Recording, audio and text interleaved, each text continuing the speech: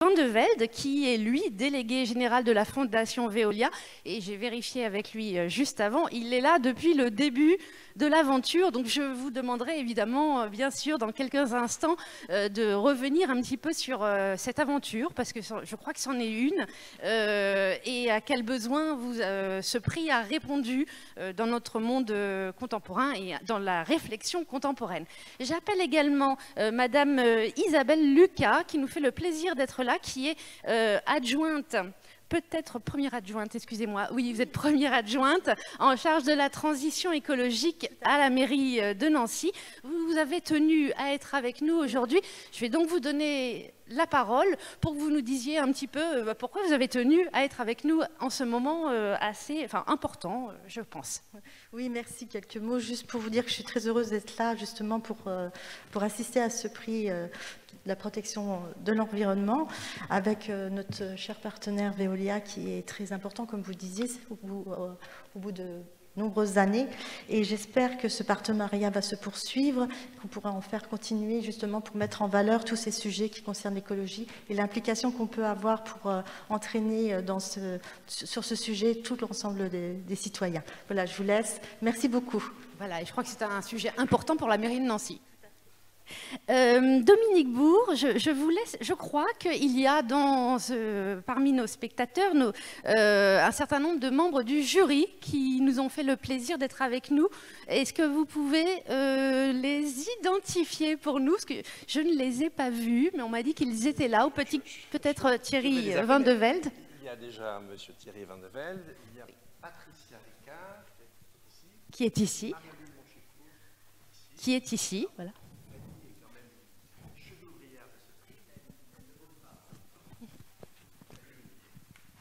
Peut-être juste pour commenter rapidement la constitution du jury.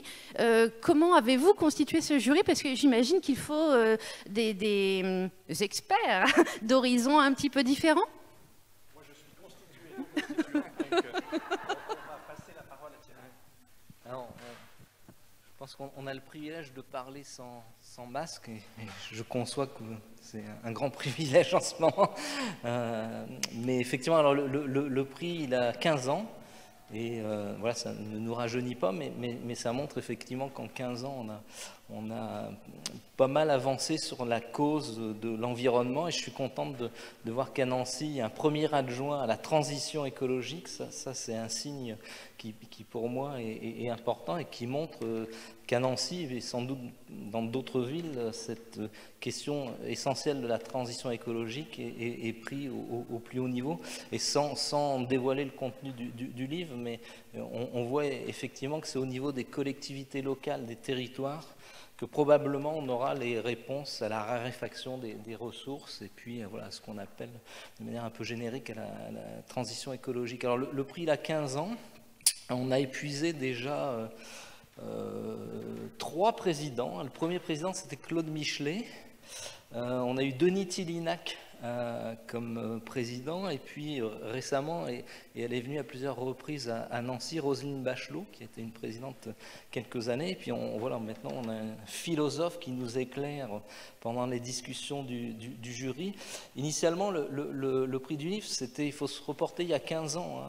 C'est à la fois il n'y a pas trop longtemps, mais quand même, il y a 15 ans, l'idée c'était d'accompagner les auteurs et les éditeurs qui osaient publier sur cette question de l'environnement, et c'était pas si évident que ça voilà, dans les années 2000-2005, et d'ailleurs au départ on avait du mal à trouver des ouvrages sur cette question de l'environnement. Alors aujourd'hui, cette année, vous en avez trop maintenant? Vous avez trop de choix? Non, on n'en a pas trop, mais on a eu 150, voilà, les éditeurs, et puis nous-mêmes avions trouvé 150 ouvrages traitant de cette question de l'écologie, de l'environnement. Et donc ça montre un peu tout le chemin parcouru. Alors moi, avec un peu d'immodestie, mais je pense qu'on a modestement, mais quand même contribué à faire que cette thématique voilà, émerge. Et c'est important pour un groupe comme Veolia, puisque voilà, l'environnement est au cœur de notre raison d'être. Et puis moi, alors, depuis effectivement 15 ans, on s'aperçoit qu'il y a quand même une évolution. Au début, on avait beaucoup de livres qui faisaient constat. Et le constat n'était pas très réjouissant. C'était l'effondrement qui a été le 2e ou le 3e prix qu'on a remis de Jared Diamond, qui faisait effectivement le constat que voilà, il y avait une partie des sociétés qui était en train de s'effondrer. Et puis on a eu alors plus récemment des ouvrages qui nous expliquaient pourquoi face à cette catastrophe écologique qu'on vit, qui est là, l'espèce humaine restait un peu les bras ballants. Ça a été le bouquin de l'an dernier d'un neuroscientifique qui expliquait pourquoi effectivement les comportements humains faisaient qu'on avait un peu des comportements préhistoriques et on avait tendance à accumuler, à suraccumuler.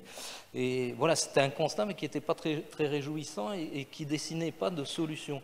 Et aujourd'hui, je pense dans les ouvrages qu'on a pu examiner, il y a pas mal d'entre eux qui commencent à ébaucher des solutions. Et ça, en sortant de la collapsologie, parce que voilà, je pense que c'est pas très réjouissant cette idée, mais là on voit se dessiner au niveau des territoires des solutions qui pourront, si on s'y met réellement, nous permettre voilà, de faire cette transition écologique. Donc voilà, on a ce cheminement. Et je trouve que c'est voilà, très, très réjouissant, en tout cas, pour ce prix du livre, alors qui est un prix jeune. Hein. On n'est pas le Goncourt. Goncourt, j'ai regardé, c'est 1903. Donc on n'a pas, mais voilà, mais on n'a pas l'ambition non plus du Goncourt, mais on a fait nos petites. Est-ce que vous pouvez nous dire en quoi consiste ce prix? Alors bien sûr, il y a une récompense, une gratification pour les auteurs, mais il n'y a pas que ça. Il y a une action qui est faite pour promouvoir ces livres. Oui, alors il y a effectivement une récompense aux auteurs qui le méritent bien. On achète aussi un certain nombre d'ouvrages qu'on distribue auprès notamment des écoles et puis des bibliothèques communales. Oui, je pense que c'est important de le souligner, voilà, parce que ce n'est pas le cas de tous les prix, et ça fait partie de voilà, l'action de promotion de ces idées. Pendant toute l'année, voilà, on communique, nous, sur nos moyens, sur nos médias, sur ce prix. Et donc, on accompagne aussi les auteurs à mieux faire connaître leur ouvrage. Monsieur Dominique Bourg, voudriez-vous nous rappeler quels étaient les auteurs ou les livres en lice, si vous avez... Alors, voilà. en lice, je ne pourrais pas tous vous les dire, parce que là, j'ai plutôt au contraire ceux qui ont été primés dans les précédentes années. En fait, il reste, grosso modo, à peu près, au moment où on statue, une quinzaine d'ouvrages. C'est-à-dire, il y a une première sélection qui est faite. Vous imaginez bien que les membres du jury ne vont pas pouvoir lire, en l'espace de 2 mois, 150 livres. Donc, il y a une présélection qui est faite, et ensuite, sur la base de cette présélection, eh bien, le jury va statuer. Et comme tout jury, si vous voulez, il reflète les qualités, les intérêts, les goûts des personnes qui composent le jury. Et c'est assez intéressant quand vous avez un prix, parce que ça permet, et Thierry a commencé à le dire, ça permet de bien voir comment aussi évolue le sujet. Et en matière d'environnement, ces 15 années de recul sont assez intéressantes pour voir comment, moi j'aime pas ce mot-là, mais le marché, en tout cas ce qu'on rend disponible aux lecteurs, évolue. Et à chaque fois, si je regarde les choix passés, on ne s'est pas tellement trompé. On a toujours le livre qui a été choisi, c'est un livre qui incarnait quelque chose à un moment donné. C'est le cas à nouveau cette année. Est-ce que vous pouvez nous rappeler, et j'ai la liste sinon si, et nous les avons ici, et ici, merci, les livres qui étaient arrivés dans le carré final, hein, alors, dans le carré... Les délibérations ont pu être, j'imagine, intenses. Moi, j'ai pas vu, oui, tout à fait. Elles ont, alors, d'une année à l'autre, ça peut... Est-ce que quelqu'un a dit? Oui. Alors si... Pas ceux qui sont nommés, je pense que ce que vous voulez, c'est l'ensemble. Ah non, juste non, ça sera trop long. Les 4 derniers pour la mention adulte. Moi, j'avais compris que vous aviez une passion d'archéologue et que vous Non. Enfin, je l'ai peut-être, mais je ne vous l'imposerai pas. Si vous voulez, il y a 2 prix. Il y a tout d'abord un prix adulte et un prix jeunesse. Donc, je vais commencer par le prix adulte. Et je vais commencer par vous indiquer les 3 autres livres. Il n'y en a que 2 qui sont nommés en plus de lauréats pour le prix jeunesse, mais le prix adulte, il y en a 3. et ensuite le livre qui était retenu. Alors, dans ceux qui ont été nommés, ce n'est pas encore le lauréat, il y a un livre de Pascal Derme qui s'appelle Natura, et je vous donne le sous-titre parce que le sous-titre, alors pour le coup, exprime vraiment le contenu du livre. Pourquoi la nature nous soigne et nous rend plus heureux. En fait, elle fait un peu ce qu'avait fait Rachel Carson sur les pesticides, mais là, elle le fait, si vous voulez, sur une littérature qui est assez peu connue, une littérature scientifique, qui montre comment le contact au milieu est fondamental et déterminant, aussi bien pour notre bien-être que pour notre santé. C'est vraiment un très joli livre aussi. Et c'est publié aux éditions Les Liens qui libèrent. Tout à fait, Les Liens qui libèrent. Et puis, publié aux presses de Sciences Po, un atlas de l'Anthropocène, de François Gémen, qui lui est plutôt un spécialiste des migrations internationales attachées au climat, et Aleksandar Rankovic. Donc ce sont les deux auteurs, mais comme vous le savez, un atlas, ils ne sont pas tout seuls. C'est-à-dire, eux, ils ont conduit en quelque sorte une équipe. C'est vraiment un livre très utile, où vous avez toute une série comme un atlas, une série de notes sur des sujets, c'est très synthétique, c'est bien fait, il n'y a pas d'erreur, c'est solide, c'est vraiment un très bon travail. Ce livre a connu un réel succès. Et puis le troisième livre nommé est tout à fait original, s'appelle L'Esprit de la jungle, d'Iwan Aswani. Iwan Aswani est un guérisseur, un chaman, si vous voulez, mais qui vit en Suisse. Pour un chaman, c'est assez confortable, mais il est bien resté, je vous assure, chaman, jusqu'au bout, et il raconte en fait son enfance, et donc la disparition de la forêt, de la jungle à laquelle il assiste, dans un contexte politique très particulier. C'est la chute de Sukarno, remplacée par Suharto, qui est un dictateur, et la dictature aura un rôle extrêmement important dans toute la déforestation. Voilà, ça ce sont les 3 livres nommés, et on va passer maintenant au lauréat, qui est ici, que je vais appeler, qui est Jean Edjens, et son livre s'appelle « Comment l'écologie réinvente la politique », et on peut l'applaudir, effectivement. Et c'est aux éditions Rue de l'Échiquier. Aussi l'éditeur, parce que l'éditeur est ici, c'est les éditions de l'Échiquier, une jeune maison qui a 11 ans, plutôt spécialisée dans les questions écologiques, et qui s'est signalée par la qualité des livres qu'elle publie. Et en voilà un. Alors Jean Edjens, vous êtes avec nous, je crois qu'on va vous remettre, voilà, en main propre, le prix. Cherchons, nous allons commencer par l'honneur, voilà. Ensuite les émoluments, et avec les félicitations du jury et de la fondation. Et du coup,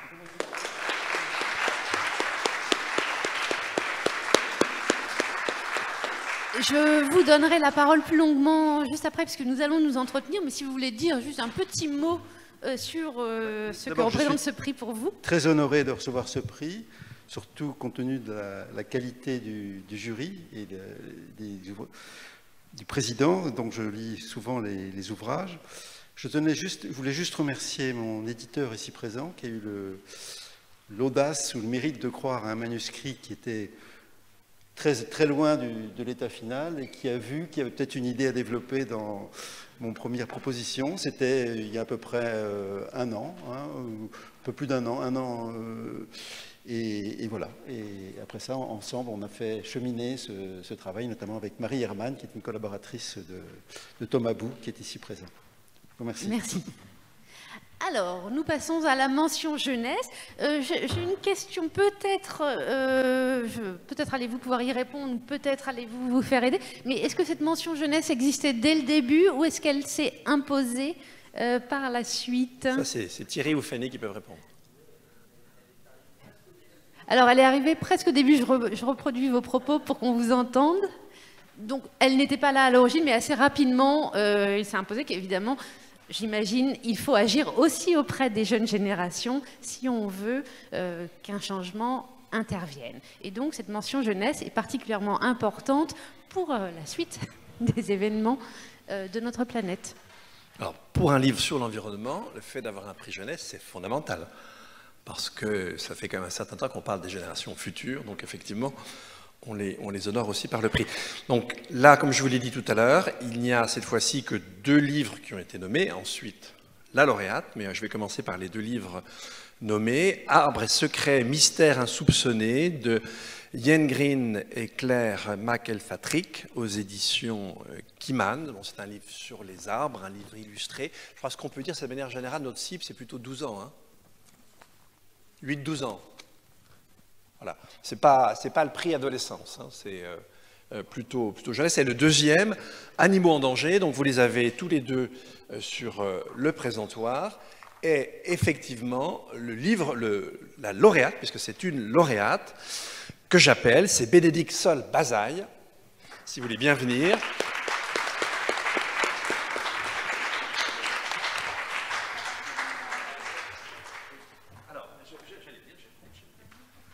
Alors, effectivement, j'ai oublié un... Ah oui. Non, ah oui, je ne l'ai pas mentionné. Donc, Animaux en danger, et le livre sur les arbres, il est là, je suis toujours donc au nommé. Et puis, alors, pour la lauréate, eh bien, effectivement, Bénédicte, pour ce livre, 40 activités, 0 déchet. Là, je pense, Bénédicte, que vous pourriez le dédicacer à Madame la première adjointe, parce que ça tombe tout à fait dans son dicaster. Et là, effectivement, là aussi, c'est un livre extrêmement utile et très joliment fait. Et c'est Belin Jeunesse. Voilà. Et donc, vous allez avoir les deux d'un coup, le diplôme et le chèque. Et j'imagine que c'est la même chose pour les livres jeunesse, c'est-à-dire qu'il y a un certain nombre de livres qui sont achetés pour encourager, etc. Et cela fait partie intégralement, enfin pour moi, du prix et de l'importance de ce prix, que ce livre soit diffusé dans les médiathèques et peut-être dans les écoles, d'ailleurs, je ne sais pas exactement. Vous voulez peut-être juste dire un mot ? Je vous remercie énormément, à la fois Veolia et mon éditeur qui a écrit ce livre. Moi, ça fait plusieurs années en fait que je voulais le faire, que j'avais du mal à trouver une oreille attentive. Et pour moi, c'est vraiment un premier pas, une sensibilisation vers l'écologie. Et je sais que tout le monde en parle du zéro déchet, ça peut paraître un peu abstrait, mais en fait c'est une super porte d'entrée. C'est vraiment des activités, c'est quelque chose de très ludique et surtout de très gratifiant pour les enfants pour commencer à faire un pas vers l'écologie. Et après, grâce à ça, ils peuvent aller vers commencer à penser à la surconsommation, le suremballage, tout ça. Et tout est lié et on a essayé avec l'éditeur de faire quelque chose de très très pratique. Vraiment un livre pratique, ludique, très, très facile à utiliser. Et de temps en temps, faire juste 2 doubles pages un peu plus, avec un peu plus d'informations, mais vraiment leur donner d'abord envie de s'y mettre et après voilà. Donc ça, on est très content du résultat et on est très content qu'ils puissent justement être essaimés dans les écoles un peu partout. Merci. Merci à vous. Je vais vous proposer, Bénédicte Sol-Bazaille et Thierry Hedgens, de me rejoindre pour une conversation. Nous allons, mettez-vous comme vous le souhaitez. Et nous allons approfondir, parce que nous avons évoqué très très rapidement les thématiques de votre livre, et nous allons essayer de profiter du temps qui nous reste pour creuser un petit peu et en savoir plus. Évidemment, on ne dira pas tout sur votre livre, le but c'est quand même de vous donner envie de les lire. Donc j'espère que nous allons vous appâter, tout simplement, vous donner une idée du type de réflexion ou du type d'approche qui sont menées dans chacun de ces livres. Alors, peut-être que ce que je viens de dire, c'est une précaution oratoire, parce que Jean Hedgens, pour votre livre, donc « Comment l'écologie réinvente la politique », qui est sous-titré, on ne l'a pas dit pour le moment, « Pour une économie des satisfactions », vous vous livrez à d'abord une introduction. Alors ça a l'air normal, hein, il y a toujours une introduction dans un livre, mais je dois dire j'en ai rarement lu d'aussi lumineuse. Vous avez un don pédagogique, alors vous êtes professeur, enfin enseignant, oui voilà, on va dire... C'est donc pas complètement étonnant, mais tous les professeurs ne sont pas aussi lumineux que vous. Et pour vous poser des questions, je vais beaucoup m'appuyer sur votre introduction pour vous la faire commenter, parce qu'elle me paraît la meilleure porte d'entrée à votre réflexion. Alors, tout d'abord, on ne l'a pas dit, enfin je l'ai dit, mais on ne l'avait pas dit auparavant, c'est un livre qui est sous-titré « Pour une économie des satisfactions », ce qui veut dire que vous vous inscrivez déjà dans un champ de recherche ou de problématisation particulier. Est-ce que pour d'éventuels profanes en économie, vous pourriez nous expliquer ce qu'est cette question de l'économie des satisfactions, où elle se situe ? en économie. C'est pour se démarquer de l'économie des richesses qui est aujourd'hui domine la pensée politique. Et le mot d'économie là, est pris là en termes de gestion de contradictions, comme l'est l'économie, qui doit gérer les équilibres entre les consommateurs, les producteurs, les capitalistes et l'État. Là, on a la même problématique, sauf que les acteurs ne sont plus les mêmes, mais il y a ce même défi de gérer, par exemple, la contradiction entre la satisfaction de rouler en voiture et la contradiction de maintenir une planète durable et vivable pour nos enfants. Donc, simplement, ça élargit le domaine de l'économie, qui aujourd'hui est concentré uniquement sur le pouvoir d'achat et la consommation, ça l'élargit à tous les autres champs de la satisfaction humaine. Tout à fait. Et parce que si on ne pense que dans le cadre de l'économie des richesses, oui. On y a d'un côté l'économie des richesses et puis l'opposé, qui est l'appel à la décroissance. Et alors on est soit dans un camp, soit dans l'autre, et finalement il n'y a pas tellement d'autres voies. J'ai essayé d'en proposer une troisième, enfin, en tout cas, de donner le mode de raisonnement qui permettra d'en inventer une troisième, parce qu'aujourd'hui, effectivement, l'écologie politique est prise entre deux contradictions, soit proposer une décroissance qui est irrecevable politiquement, c'est-à-dire personne ne votera pour un programme décroissant, en tout cas pas aujourd'hui. Enfin, quelques-uns voteront. Oui, mais enfin, pas une majorité politique. Eux, mais et d'autre part, il est évident qu'il faut qu'on dépasse le paradigme de la société de consommation, qui est un toujours plus consumériste. Et quand on dit qu'il ne faut pas penser contre l'économie, mais il faut penser hors de l'économie, la solution, la réponse, c'est satisfaction. Parce que le but des richesses, ce n'est pas d'accumuler des sous comme M. Picsou, c'est de procurer le but de toute activité humaine, c'est de procurer des satisfactions qui ne sont pas tellement liées à la consommation, mais, comme on l'a dit, à la détention d'actifs ou d'un bien commun, à l'éducation d'enfants, à l'affirmation d'une autorité ou d'une liberté, un sentiment de cohérence ou de bien-être avec soi-même. C'est tous ces aspects-là que je mets en fait en relation entre eux. L'économie, c'est un système de relation en fait entre ces différentes formes de satisfaction. Voilà. Parce que ce que vous pointez, c'est que effectivement la décroissance, ça peut être une belle idée en théorie. Enfin, on pourrait se dire effectivement, on produit trop, donc produisons moins, et voilà. Mais finalement, si on ne suscite pas l'adhésion du plus grand nombre, on n'y arrivera jamais. Non, on ne peut pas y arriver comme ça, en fait. Et en plus, la décroissance a un énorme défaut comme concept, c'est que c'est un concept économique. C'est-à-dire, décroître, c'est rester prisonnier du PIB. Il y a les gens qui veulent faire de la croissance et avoir plus 4%, et un décroissant, il restera dans un raisonnement économique. Moi, je pense que si on veut vraiment faire advenir une société écologique, il faut sortir du piège du raisonnement économique. C'est ça le point de départ du livre. Et vous êtes économiste ? Moi, je suis économiste et urbaniste. Et donc, d'ailleurs, ce qui m'a poussé à écrire ce livre, c'est que j'ai observé depuis une dizaine d'années les stratégies des collectivités locales, et notamment des villes qui avaient réussi des transitions écologiques intéressantes. Je me suis rendu compte qu'elles fonctionnaient justement sur ce principe de satisfaction. C'est-à-dire, par exemple, une ville comme Copenhague, quand elle a supprimé des places de parking, elle n'a pas dit « je vais supprimer la voiture », je veux dire « je vais développer des pistes cyclables et les terrasses de café ». Donc, en fait, on remplace des consommations qui sont dévoreuses de ressources par des aménités urbaines, peut-être culturelles, des espaces publics, des espaces verts, des choses qui sont marchands ou non marchands, mais qui sont c'est déjà une économie de satisfaction qui ne dit pas son nom, mais qui en est déjà une en fait. Alors, vous venez de nous le dire, vous êtes économiste et urbaniste, et ça explique en grande partie le pas de côté que vous faites. Bien sûr. Moi, ma compétence de départ, c'est la connaissance du milieu local, des problèmes que rencontrent toutes les villes. Et je suis venu à l'écologie par l'urbanisme.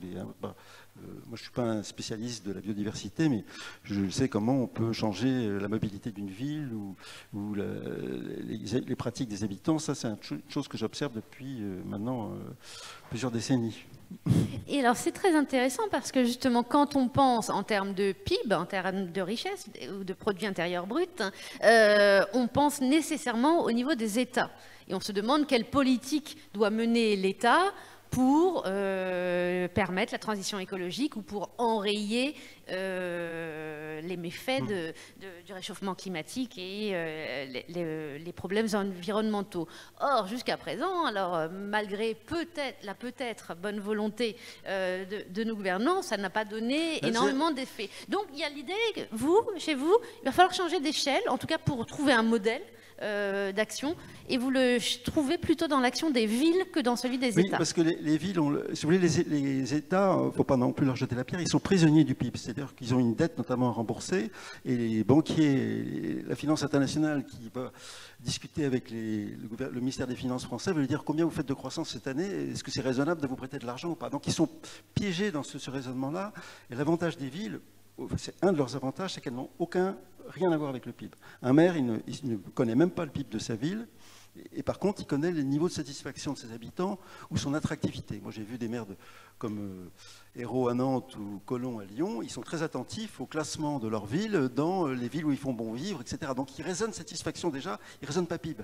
Et c'est pour ça que leur exemple de management politique est intéressant, parce qu'eux, ils pensent déjà hors de l'économie, hors du piège économique. Ce qu'un État, aujourd'hui, a beaucoup de mal à faire, parce que il est lié notamment par sa dette.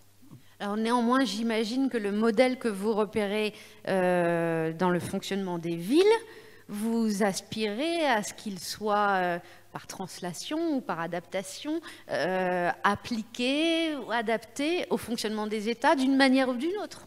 C'est pour ça que j'ai écrit ce livre, c'est qu'en fait je me suis rendu compte que j'avais écrit déjà plusieurs livres sur le transfert possible des politiques municipales aux États. Il y a plein de gens, notamment des auteurs américains, qui avaient écrit « Si les maires gouvernaient le monde ».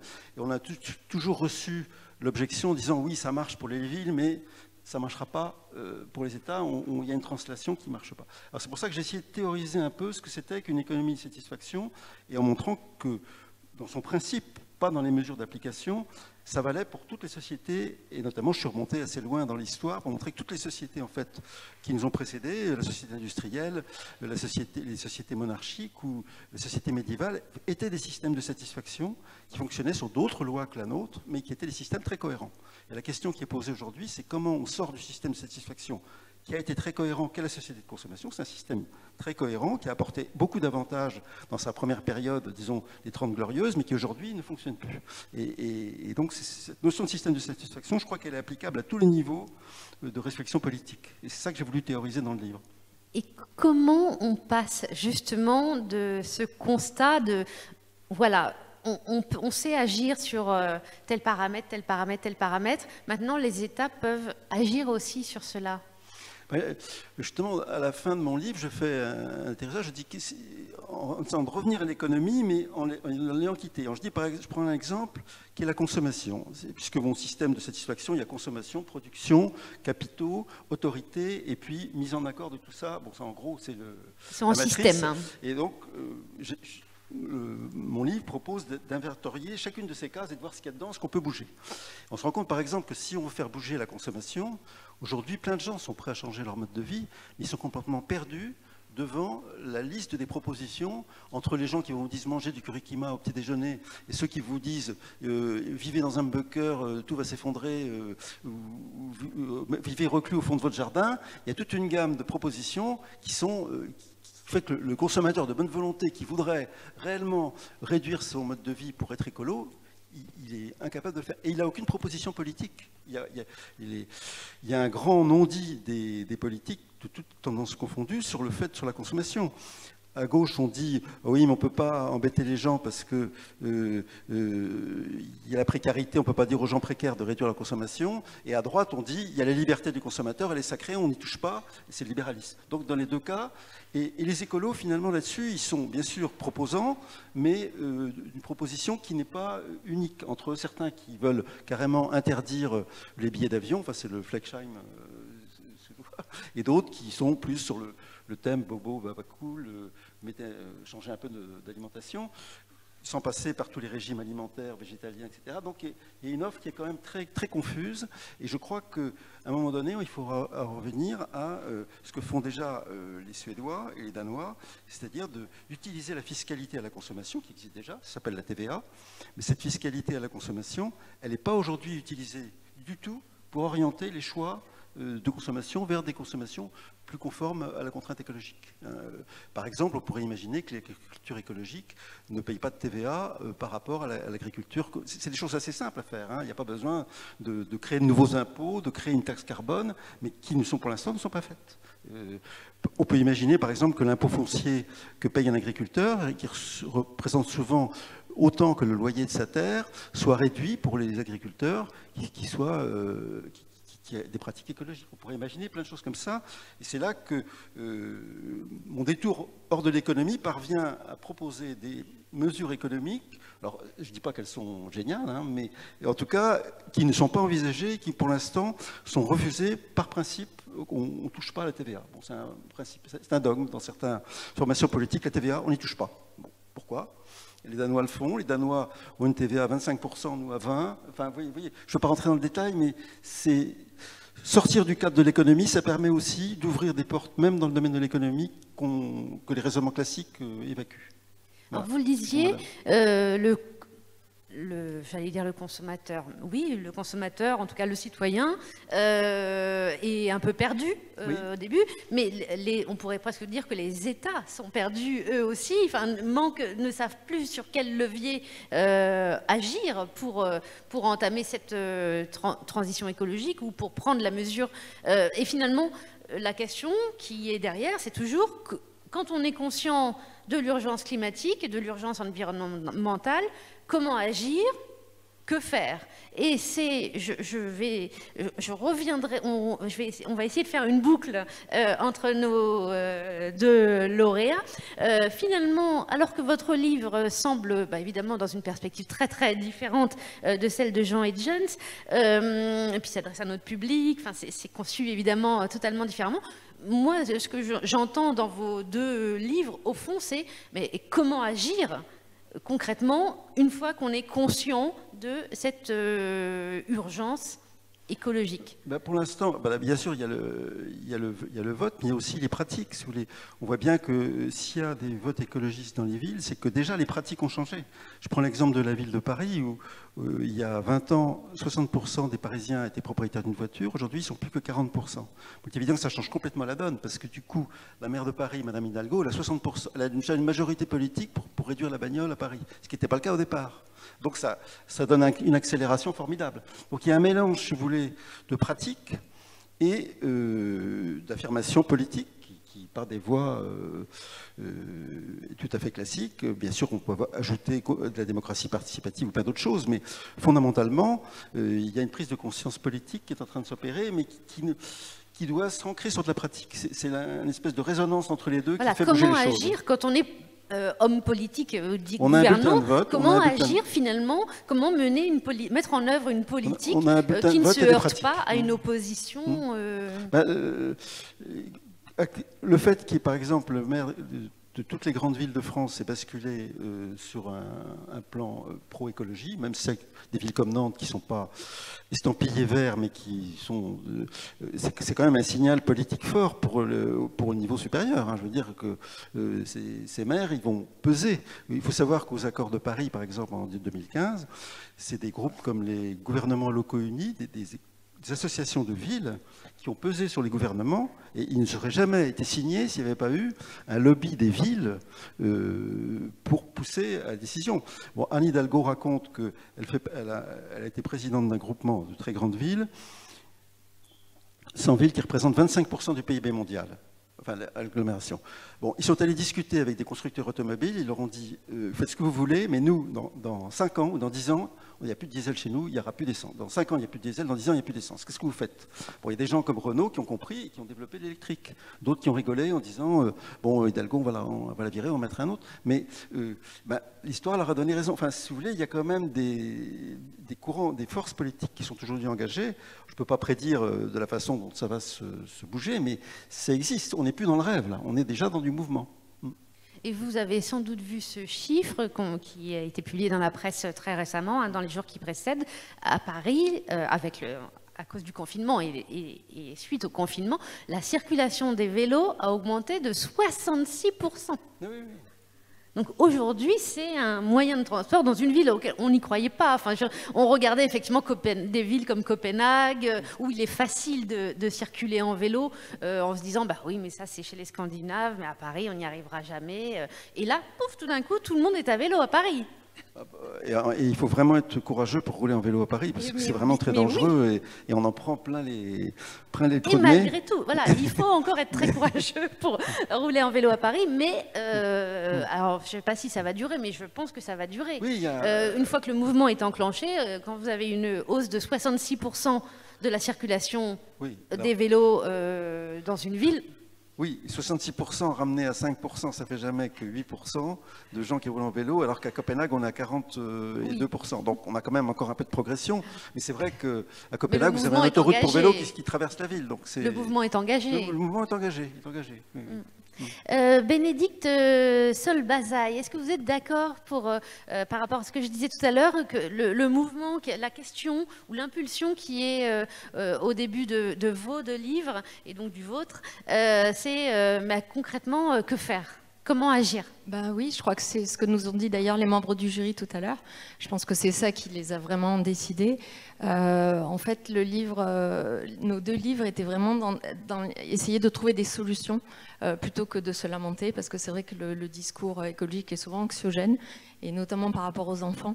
Moi, je trouvais ça chouette de les amener dans des activités, de leur montrer des choses positives.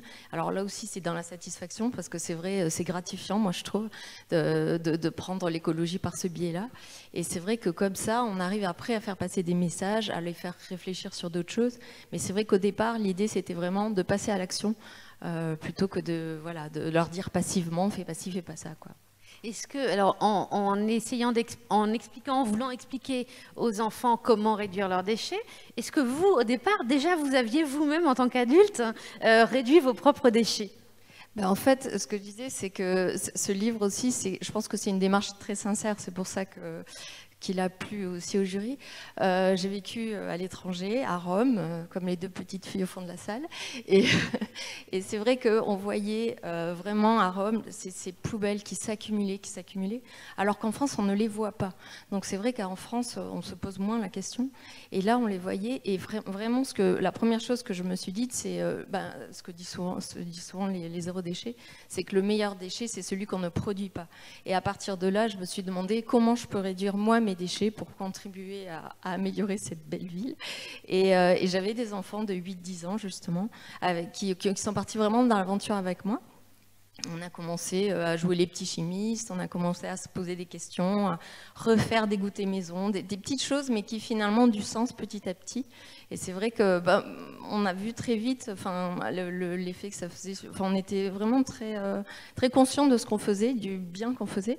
Et après, ça permettait. Je sais que ma fille maintenant a 14 ans et elle a décrété qu'elle serait végétarienne depuis 6 mois. Et voilà, c'est des petits pas. Je veux dire, on rentre comme ça dans l'écologie par des petits pas, mais par une prise de conscience. Que je trouve assez gratifiante. C'est pas, on n'est pas en train de leur dire d'arrêter, fais pas ci, fais pas ça, qu'on court à la catastrophe et tout ça. On les met à l'action, et puis après ils en parlent autour d'eux, et voilà, ça fait un peu boule de neige assez vite en fait. Donc, et plutôt que d'être dans l'interdiction, donc dans le fais pas ci, fais pas ça, être dans la proposition, dans la solution, dans le do it yourself. On fait maison, on fait soi-même, et puis on récup, et puis et puis c'est vraiment gratifiant d'arriver à bricoler. Je pense que les adultes y viennent aussi. On essaye de plus en plus, il y a des ateliers de réparation partout, des choses comme ça. On se pose des questions aussi dès qu'on commence à consommer, à essayer de consommer de deuxième main et tout. Et c'est des choses qu'on peut déjà expliquer aux enfants et qu'ils comprennent très vite. Et donc il n'y a qu'à voir le nombre d'enfants sur les vides-greniers et tout ça. Voilà, c'est des choses qu'ils comprennent et qu'ils peuvent après assimiler assez vite, quoi. Est-ce que vous pouvez nous donner quelques exemples de façon de recycler, d'être en zéro déchet? Quelques réflexes qu'on peut avoir? Les premiers réflexes, je pense que c'est dans la cuisine, la salle de bain, mais surtout la cuisine. Et c'est vrai que quand on commence à se poser la question avec les enfants, il suffit de regarder la poubelle de la cuisine, de voir tout ce qu'on jette. et très vite de se demander comment ne pas avoir ces déchets-là. Et c'est vrai que le livre commence par tout mettre dans des bocaux, ça semble pas grand-chose, mais en fait déjà ça fait du bien visuellement. Alors c'est peut-être pas une idée d'enfant, mais je vous assure que pour un adulte, de plus avoir ces packagings qui nous agressent en fait, je trouve. C'est vraiment très... On a l'impression que c'est déjà meilleur rien que quand c'est en vrac et en bocaux. Et après, c'est de se remettre à faire à manger à la maison, de ne pas acheter du tout fait, tout ça. Et à partir de entre guillemets, de négliger un peu les supermarchés et de revenir un peu chez les commerçants locaux. Et c'est vrai qu'assez rapidement, une fois qu'on a goûté à ça, on a du mal à revenir dans un supermarché. Et c'est vrai que ça, c'est un petit geste, mais voilà, après, il y a plein de... c'est se poser les questions pour les anniversaires des enfants. Moi, je sais que ça me faisait toujours vraiment mal au cœur, parce qu'il y avait une telle surenchère qu'à la fin, il y avait même une habitude, c'était d'offrir des cadeaux aux enfants qui venaient à l'anniversaire. Donc ça devenait complètement aberrant. Et voilà, de revenir sur quelque chose de plus sain, de leur dire de faire attention à ce qu'on mange, mais aussi de faire attention aux cadeaux qu'on reçoit, de faire un cadeau collectif ou de demander un cadeau d'expérience, de partager une expérience avec eux, que ce soit un accrobranche ou quoi que ce soit, et leur montrer à quel point ils prennent plus de plaisir que d'avoir 10 ballons de foot ou 10 Barbie ou je sais pas quoi. Donc voilà, c'est des petites choses, mais qui peu à peu, en s'accumulant, leur font prendre conscience de beaucoup de choses. Et alors, on parle beaucoup du zéro déchet. Est-ce que c'est possible d'arriver à zéro déchet ? Est-ce que vous y êtes arrivé ou est-ce qu'il s'agit de tendre vers le zéro déchet ? Zéro déchet, c'est une appellation qui n'est même pas très, très commerciale, je trouve. Mais l'idée, c'est vraiment réduire les déchets. Après, je vous avoue que j'ai vraiment fait beaucoup d'efforts. Il y a bien un petit emballage de temps en temps. Non, mais c'est surtout qu'avec le Covid, déjà, ça a été très compliqué dans les magasins en vrac et tout ça. Donc, il y a eu une vraie régression. Partout, tout le monde s'est remis à mettre des poubelles, du plastique partout et tout. C'est un peu compliqué. Il n'y a qu'à voir les masques aussi et tout ça. Et après, je pense qu'il y a aussi une histoire d'âge, c'est-à-dire que je commence à avoir des adolescents à la maison. Et je sais qu'il y a une graine quelque part et qu'ils ne vont pas l'oublier, mais c'est vrai qu'il y a quand même de temps en temps des petits écarts. Ouais. En tout cas, il s'agit plutôt de tendre vers le zéro déchet plutôt que d'être... Mais c'est un peu long. Déjà, le titre du livre était un peu long, donc là, tendre vers le zéro déchet, c'est un peu trop long. Alors, vous l'avez entendu, Jean Hedgens, le mot quand même gratifiant est revenu très souvent dans la bouche de Bénédicte Solbazaï. Ça ne doit pas vous surprendre. Non, bien sûr, mais c'est parce que finalement, vos enfants, au début, ça va être un petit peu contraignant de trier, et puis très vite, ça va devenir pour eux un plaisir. Ils vont être fiers de montrer à leurs copains qu'ils traient leurs déchets. Enfin, ça devient... Vous savez, à Copenhague, les gens, ils ne roulent pas en vélo. Ils ne sont pas des militants écologistes. Hein. Ils roulent en vélo parce qu'ils aiment ça, ils trouvent ça très agréable, ils sentent mieux. Et quelqu'un me faisait remarquer qu'il n'y a quasiment pas d'obèses, je ne sais pas si c'est vrai, mais à Copenhague, enfin, en tout cas, ils y trouvent leur gratification, comme vous dites.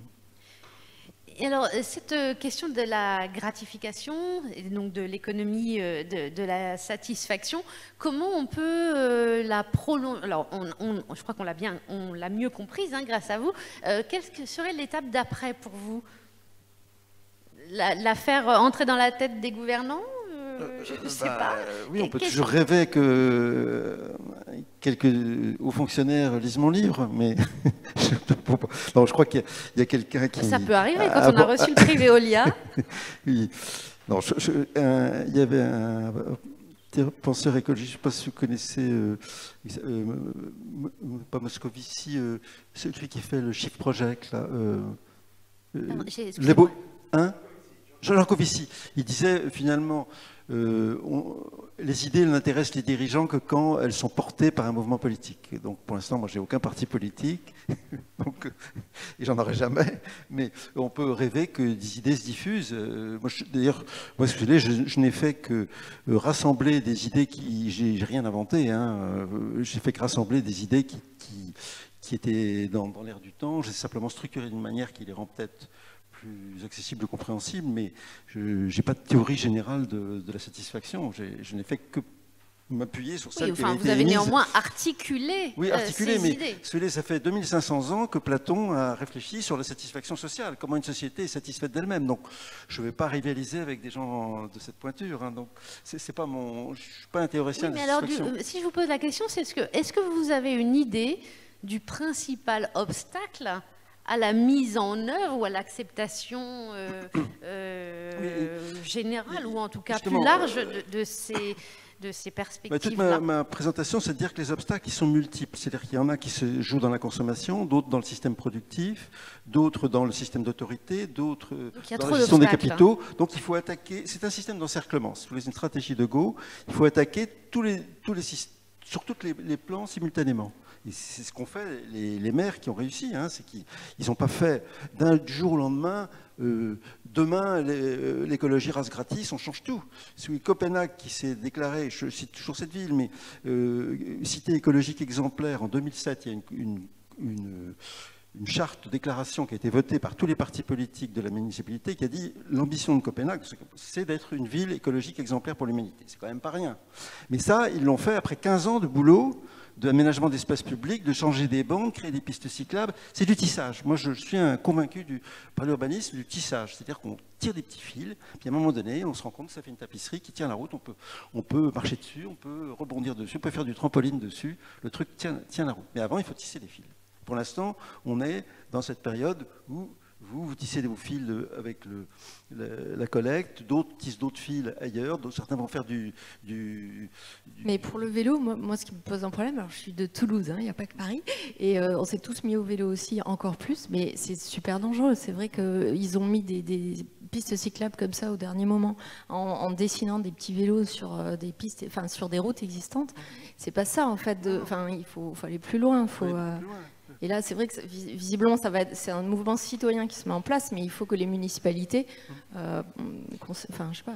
Mais ce qui est intéressant quand on regarde la façon dont les sociétés changent, comment on est passé de la société industrielle à cette consommation, ou de la société de monarchie absolue à la société industrielle, on se rend compte qu'il y a tout un moment assez lent de tissage où des gens, des philosophes par exemple, des Lumières vont tisser des petits fils, etc. Puis ça fait rien. Et puis après, 15 ans après, il y a la déclaration d'indépendance des États-Unis d'Amérique, puis c'est encore rien. Et puis à un moment donné, même la révolution de 89, elle n'a pas tout changé. Puis à un moment donné, il y a un autre système qui s'installe et ça va assez vite. À un moment donné, les choses basculent. Je reprenais l'exemple de la population automobile et pas automobile, c'est très important parce que moi j'ai travaillé pour des villes moyennes et je me rends compte qu'elles ont beaucoup de mal à passer aux autres modes de mobilité parce qu'elles ont une majorité de leur électorat qui est dépendant de la bagnole. Dans une ville moyenne, tout le monde habite à 5-10 km du centre. Dire demain matin on change de modèle, c'est totalement impossible. Ce qu'a fait Anne Hidalgo à Paris, on peut le faire à Paris, mais on ne peut pas le faire. On pourra peut-être le faire à Nantes demain ou à Lyon, parce que ça bouge beaucoup. Parce qu'on est près du moment où ça bascule, mais il y a d'autres endroits où on est trop loin du moment. Et c'est comme ça que ça se passe. Quand on regarde comment les sociétés évoluent, il y a tout un travail souterrain, puis à un moment donné, pouf, vous avez les chrétiens qui ont été dans les catacombes enterrés, etc. Puis un jour, il y a l'empereur de Rome qui a dit « moi je me convertis au christianisme ». Et pouf, tout bascule, la religion qui était bannie devient la religion d'État. Alors je ne dis pas que l'écologie doit devenir une religion d'État, ce serait d'ailleurs un drame, mais il y a un moment donné où la conviction écologique, qui pour l'instant est très éparse, très diffuse, qui est dans les pratiques bobo, alimentaires, etc., à un moment donné, elle peut se cristalliser dans quelque chose ou dans une force politique où on n'est pas encore à ce moment-là, mais on sent que ça va vers ça, quoi. C'est ça que je veux dire. Est-ce que je regarde les organisateurs du prix, est-ce qu'on a le temps ou est-ce qu'on prend le temps de dialoguer un tout petit peu avec le public ou pas? Oui, si on a une ou deux questions, peut-être. Alors, bien sûr, l'idée n'est pas forcément que vous ayez déjà lu le livre et que vous le commentiez, ça serait étonnant, mais peut-être que vous avez envie de réagir à certains des propos qui ont été tenus, ou vous avez besoin de demandes de précision sur des choses que nous n'avons fait qu'aborder. Et voilà. C'est aussi l'occasion de vous donner la parole, si vous le souhaitez, bien sûr. S'il n'y en a pas, c'est pas grave du tout. Alors, Madame, alors est-ce qu'on vous apporte un micro qui est à l'autre bout de la salle? Voilà, on vous l'apporte tout de suite.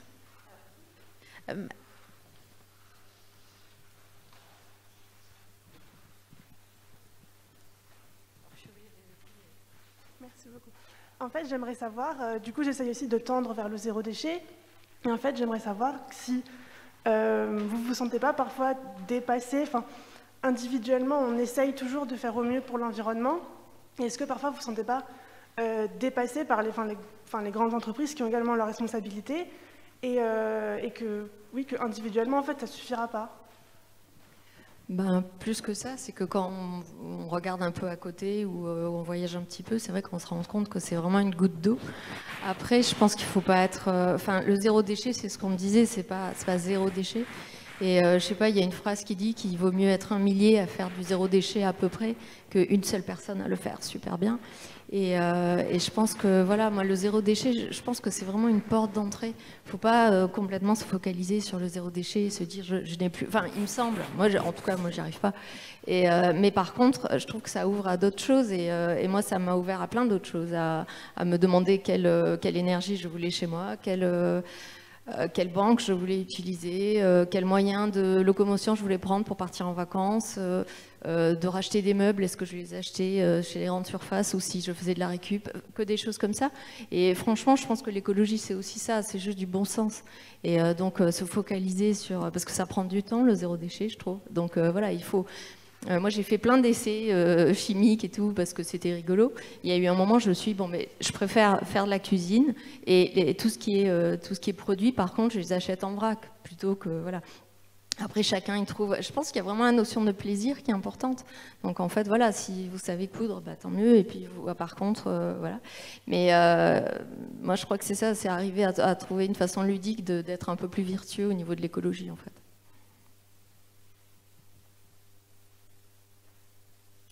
Alors, il me reste à vous remercier, à vous féliciter encore une fois, Bénédicte Solbazaille, pour vos 40 activités zéro déchet pour Bricolo Éco responsable. Je précise que c'est pas celui-là, hein, c'est lui qui est resté là-bas.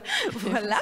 Et Jean-Ed Jones pour Comment l'écologie réinvente la politique, et son sous-titre qui est très important, pour une économie des satisfactions. Merci évidemment à la Fondation Veolia d'accompagner ces questions importantes, bien sûr, même plus qu'importantes, décisives pour nous tous depuis 15 ans, et on espère, et j'en suis presque certaine, qu'il y aura une 16e édition. Et merci au public d'avoir été présent. Merci à vous.